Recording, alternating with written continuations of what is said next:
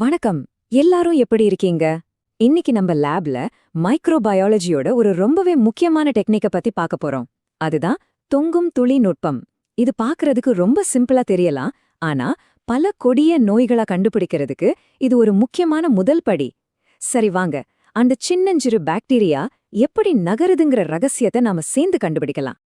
சரி, இன்னைக்கு நம்மளோட அஜெண்டா என்னன்னு பாத்துடலாம். முதல்ல ஒரு பாக்டீரியாவுக்கு நகர வேண்டிய அவசியம் என்னன்னு புரிஞ்சுக்க போறோம். அப்புறம் அதை நாமளே ஒரு ஸ்பெஷல் ஸ்லைட்ல தயார் பண்ணி மைக்ரோஸ்கோப் வழியா பார்க்க போறோம். அது உண்மையாவே நகருதா இல்ல நம்ம கண்ணை ஏமாத்துதான்னு கண்டுபிடிக்க போறோம். கடைசியா இந்த சின்ன டெக்னிக் நிஜத்துல எப்படி ஒரு நோயாளியோட உயிரை காப்பாத்துதுன்னு சில கேஸ்களை பத்தி பேசுவோம். ரெடியா? ஓகே, நேரடியா விஷயத்துக்குள்ள போயிடலாம். நம்மளோட முதல் பகுதி இயக்கத்தின் மர்மம்.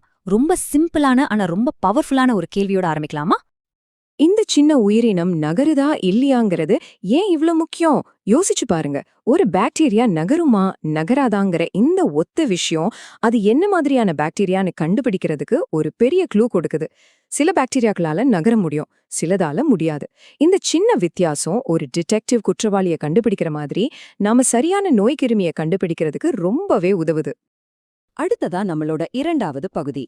இப்போதான் நம்ம கைப்பட வேலை செய்ய போறோம்.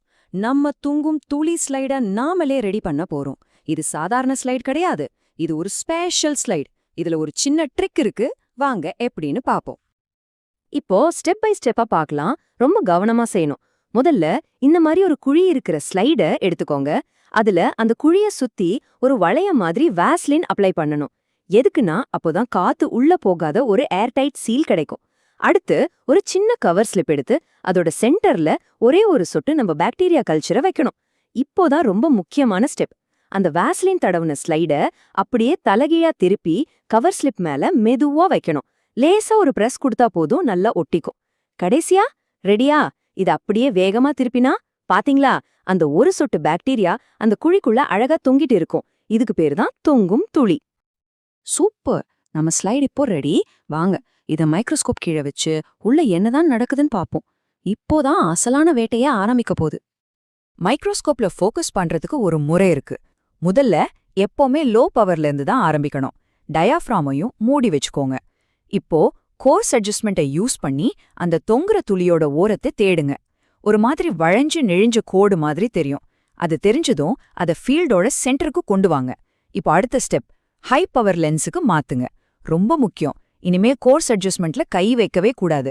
ஃபைன் அட்ஜஸ்ட்மெண்ட்டை மட்டும் மெதுவா திருப்பினீங்கன்னா அங்க பாருங்க, சின்ன சின்னதா குட்டி குட்டி கோடுகள் இல்லைன்னா உருண்டைகள் மாதிரி தெரியுதா? அதுதான் நம்ம ஹீரோஸ் பாக்டீரியா. இங்க ஒரு சின்ன டிப்ஸ் சொல்றேன், நோட் பண்ணிக்கோங்க.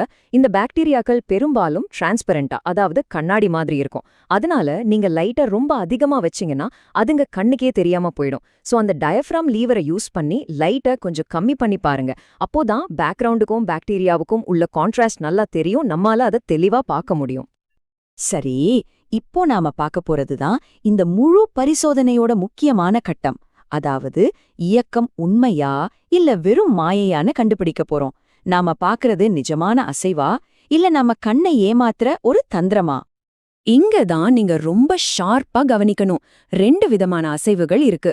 ஒன்னு உண்மையான இயக்கம், அதாவது பாக்டீரியா ஒரு இடத்துல இருந்து இன்னொரு இடத்துக்கு ஒரு குறிக்கோளோட நீந்தி போற மாதிரி தெரியும். டைரக்ஷன் மாத்தும், இடத்தை விட்டு நகரும். இன்னொன்னு பிரவுனியன் இயக்கம். இது எப்படின்னா ஒரு கூட்டத்துல மாட்டிக்கிட்ட மாதிரி ஒரே இடத்துல நின்னு ஜிவ்வுன்னு அதிரும், அவ்வளவுதான். ஏன்னா சுத்தி என்ற தண்ணி மூலக்கூறுகள் அதை எல்லா பக்கமும் இடிச்சுட்டே இருக்கும். அது நகரல, சும்மா அதிருது, அவ்வளவுதான். இத இன்னும் சிம்பிளா சொல்லணும்னா, இந்த பிரவுனியன் இயக்கம்ங்கிறத பாக்டீரியா அதுவா செய்யறதில்ல. அது ஒரு பிசிக்ஸ்.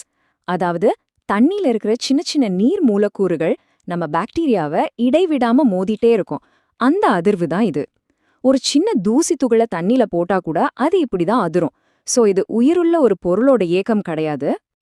அப்போ நீங்க மைக்ரோஸ்கோப் வழியா பார்க்கும்போது உங்களை நீங்களே இந்த ஒரு கேள்வியை கேட்டுக்கணும்.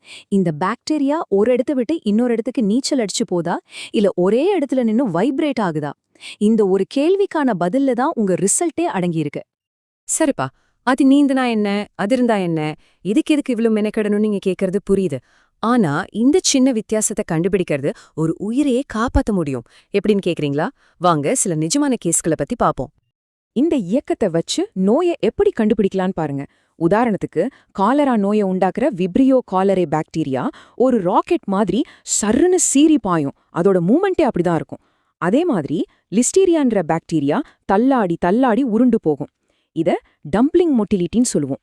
இந்த மாதிரி ஒவ்வொரு பாக்டீரியாவுக்கும் ஒரு தனித்துவமான மூமெண்ட் இருக்கு. அது அதோட சிக்னேச்சர் மாதிரி. இத வச்சே நம்ம நோயை வேகமா கணிக்க முடியும். அப்போ பாருங்க, ஒரு சின்ன ஸ்லைட்ல நாம பாக்குற ஒரு சிம்பிளான விஷயம் ஒரு உயிரை காப்பாத்துற பெரிய சிகிச்சைக்கு முதல் படியா அமையுது. ஒரு லேப்ல நாம கத்துக்கிற இந்த அடிப்படை டெக்னிக் ஒரு நோயாளிக்கு எவ்ளோ முக்கியம்னு இப்போ உங்களுக்கு புரிஞ்சிருக்கும். இந்த விளக்கம் உங்களுக்கு ரொம்ப பயனுள்ளதா இருந்திருக்கும்னு நம்புறேன். இது மாதிரி மெடிக்கல் லேப்ஸ் சம்பந்தமான இன்னும் நிறைய விஷயங்களை ரொம்ப எளிமையா தமிழ்ல தெரிஞ்சுக்க நம்ம தமிழில் மருத்துவ ஆய்வகம் யூடியூப் சேனலை மறக்காம பாருங்க. அடுத்த ஒரு இன்ட்ரெஸ்டிங்கான டாபிக்கோட உங்களை சந்திக்கிறேன். நன்றி.